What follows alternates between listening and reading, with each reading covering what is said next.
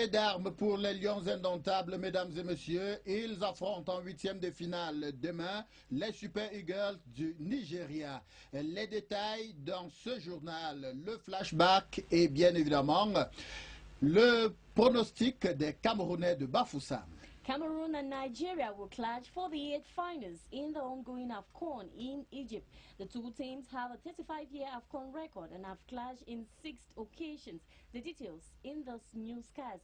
It is our delight to welcome you to this bilingual newscast. The first part will be in the French language with Franck Siré. Good evening, Franck. Bonsoir, Santia, mesdames et messieurs, bonsoir et bienvenue aux 19h30. Une fois n'est pas coutume, nous ouvrons ce journal en sport. Le Cameroun affronte demain les Super Eagles du Nigeria. Occasion, bien sûr, pour la rédaction, à travers ce reportage de Nicodème Tétan, de faire le round-up de ce qui a toujours été les confrontations entre le Cameroun et le Nigeria. Reportage.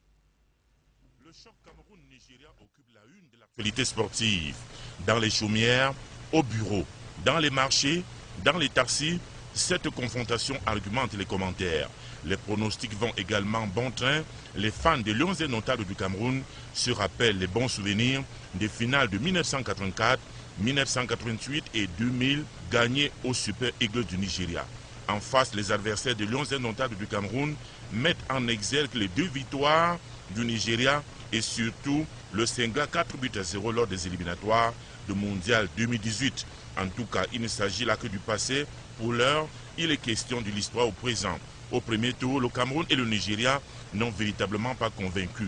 Le Nigeria a été privé de la première place de son groupe par un bleu malgache qu'il a battu 2-0 à la surprise du général.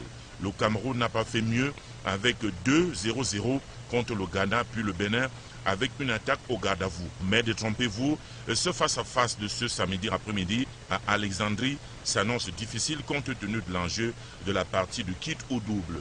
Le coup est vraiment sévère pour les Lions indomptables du Cameroun qui devront défendre leur titre dans une partie du tableau compliqué face au Nigeria et éventuellement contre l'Égypte en quart de finale. Les Lions indomptables du Cameroun cachent leur manque d'efficacité en attaque. Cameroun et Nigérians se connaissent parfaitement. Il y aura du match. Il faudra avoir le jus nécessaire pour surmonter l'épreuve. Match interdit au cardiaque. Mesdames et messieurs, Flaubert Salah a fait un tour dans la ville et nous livre le pronostic des Camerounais.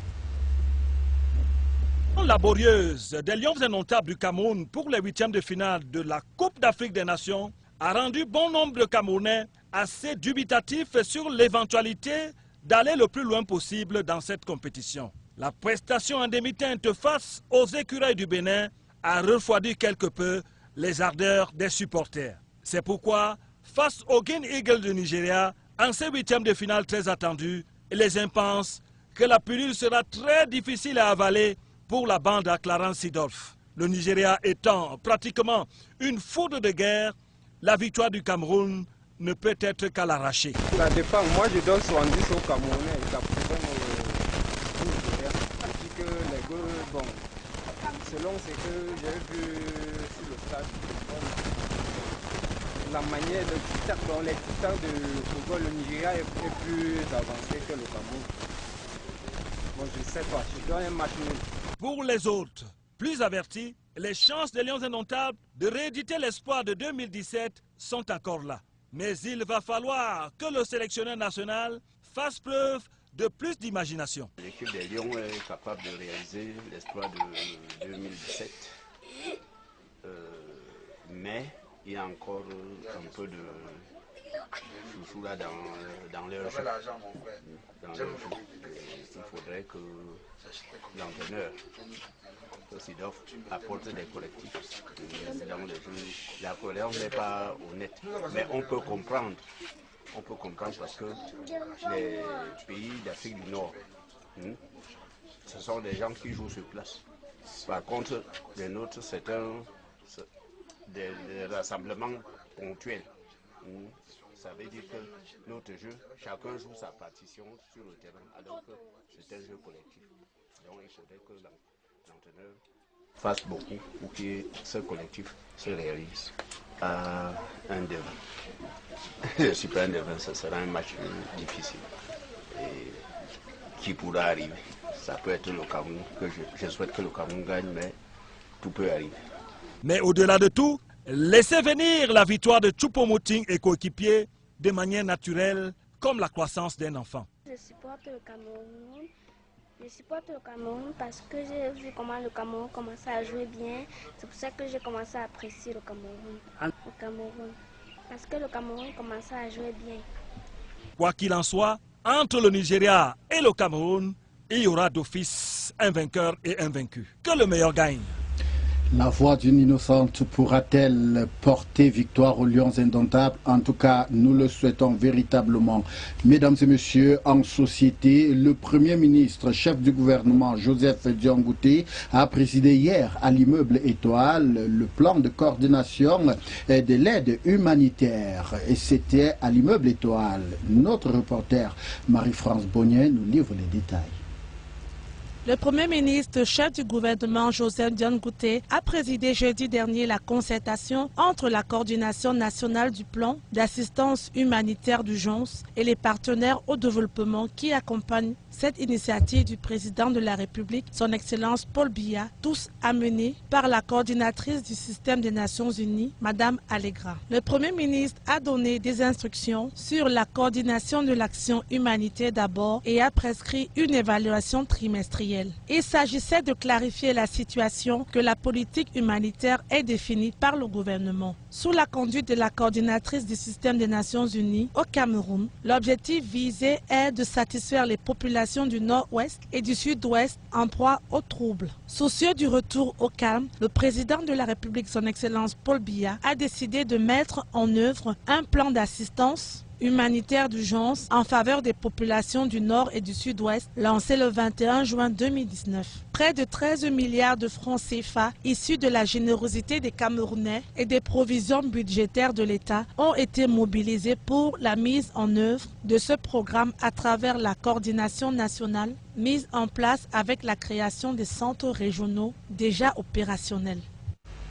Restons toujours à l'immeuble Étoile où le Premier ministre, chef du gouvernement, a tenu le conseil de cabinet hier du mois de juillet en compagnie des membres du gouvernement. Reportage Flaubert Salah. Le conseil de cabinet du mois de juillet 2019 vient de se tenir à l'immeuble Étoile à Yaoundé. Deux principaux points ont marqué les échanges de ce conseil, présidé comme à l'accoutumée par le Premier ministre Dr Joseph Dion Ngouté. Il s'agissait notamment du profil de la loi des finances 2019 avec un exposé du ministre des Finances, Louis-Paul Motazé, et la structuration du budget d'investissement public de l'exercice 2020 présenté par Alamine Ousmane Mey, ministre de l'économie, de la planification et de l'aménagement du territoire. En fouinant sur le contenu des différents exposés, on comprend que l'examen de la loi des finances 2019 doit être l'occasion de définir les conditions, outils et moyens pouvant garantir la soutenabilité à moyen terme des finances publiques. Quant à la politique financière du Cameroun, pour la période allant de 2020 à 2022, elle s'articule autour de 3 piliers, à savoir la réduction du déficit budgétaire, la maîtrise de l'endettement, le renforcement des réserves de change à la Banque centrale. En ce qui concerne les axes stratégiques du budget 2020 qui profilent à l'horizon, on retient qu'un accent tout particulier sera mis sur la promotion d'une croissance forte et inclusive, la dynamisation du secteur non pétrolier, le renforcement des mécanismes de redistribution et de protection sociale, la transformation de la production de l'économie sociale et sa diversification. Le Conseil des cabinets a adopté le document de programmation économique et budgétaire pour la période 2020-2022. Ce document sera d'ailleurs soumis au Parlement lors de la session budgétaire prochaine. Le chef du gouvernement, en clôturant le dit conseil, a instruit tous ses collaborateurs à mettre en œuvre dès 2020 des mesures de réduction de la dépense publique. Il a également prescrit des provisions budgétaires pour l'achèvement du plan d'urgence triennal. À l'étranger, mesdames et messieurs, Méditerranée, il ne se passe plus quelques jours sans qu'on ne nous parle de bateaux chavirés de ce côté. Les détails dans ce reportage.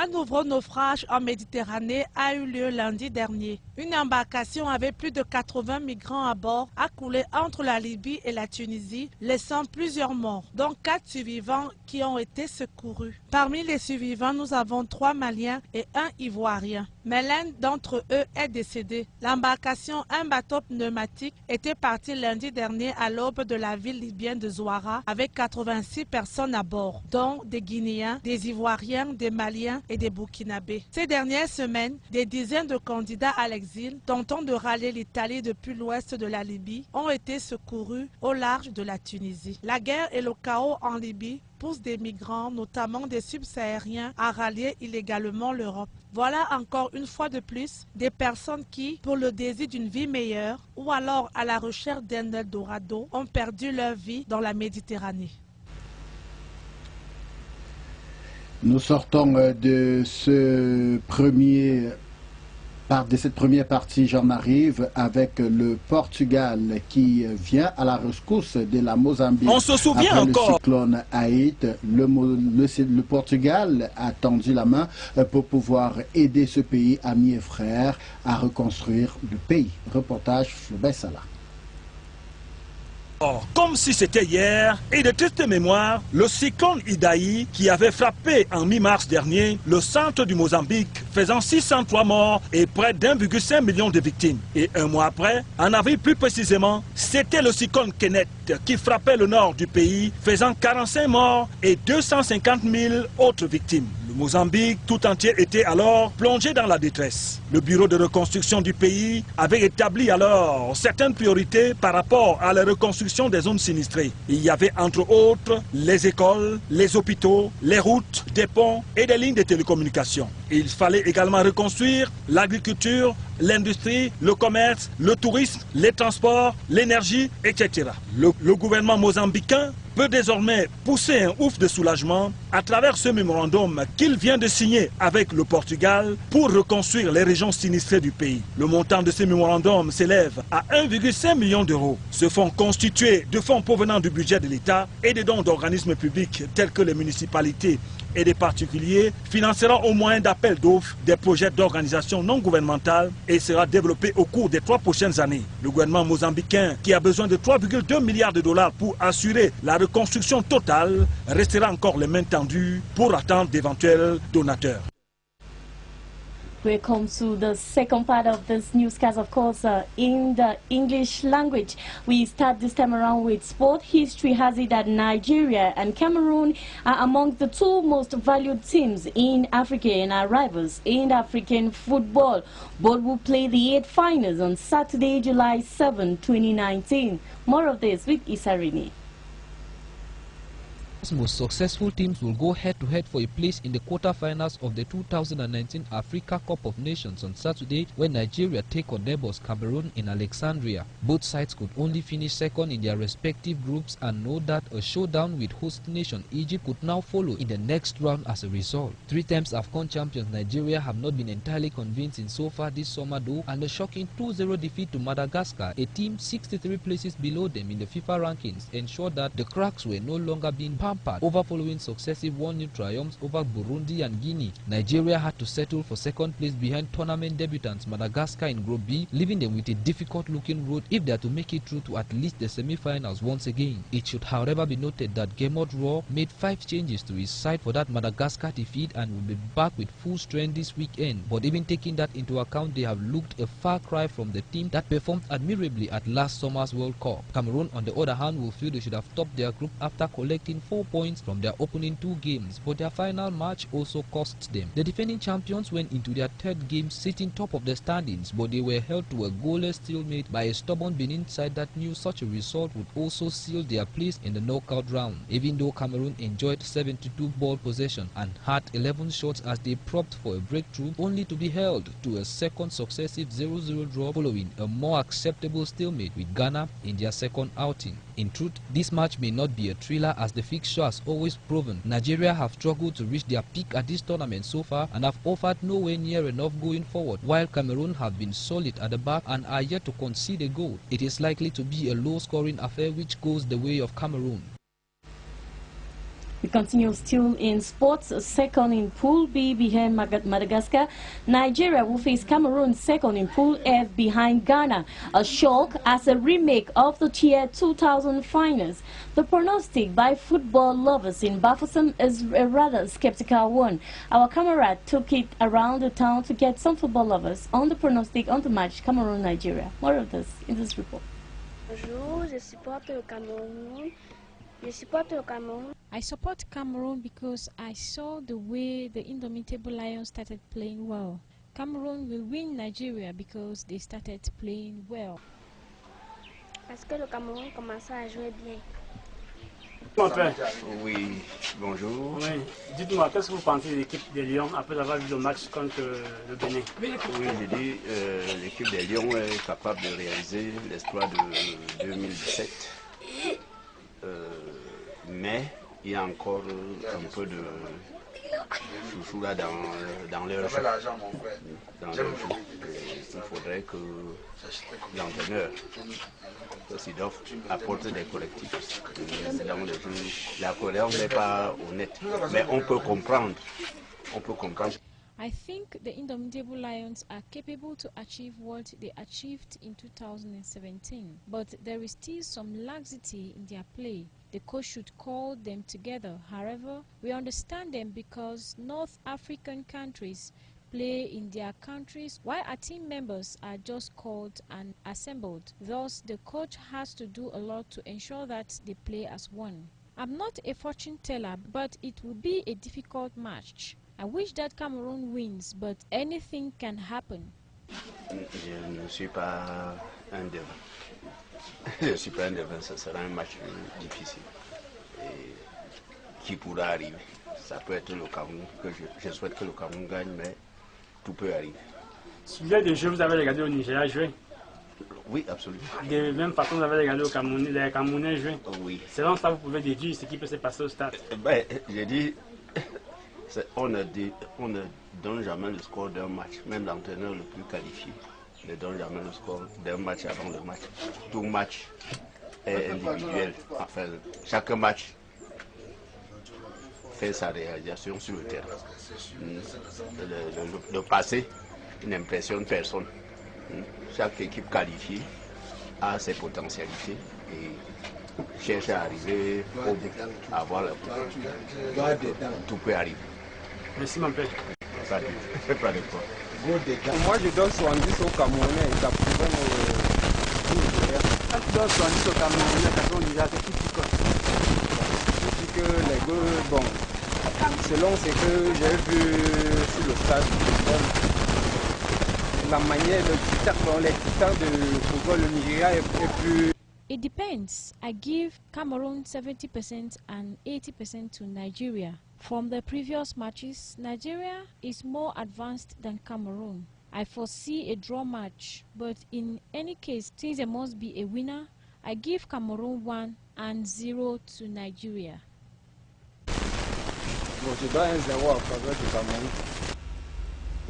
We move on away from sports and to some of the news story. A coordination meeting of humanitarian aid presided over by the Prime Minister, accompanied by development partners, held at the Star Building. This is an initiative of the head of state. Details in this report.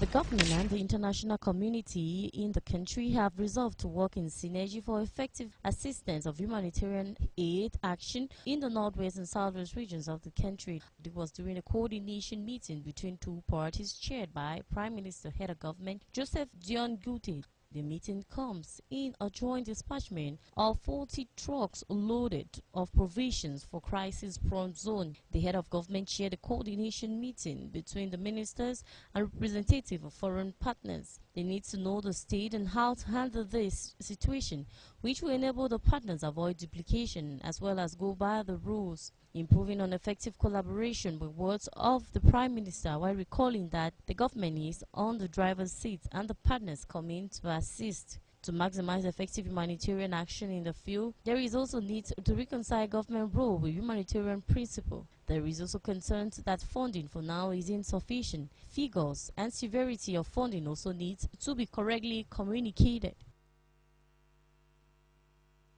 The profile of the 2020 finance law in prelude to the budgetary debate was at the center of discussion at the July cabinet meeting presided over by the Prime Minister, Joseph Dion Ngute.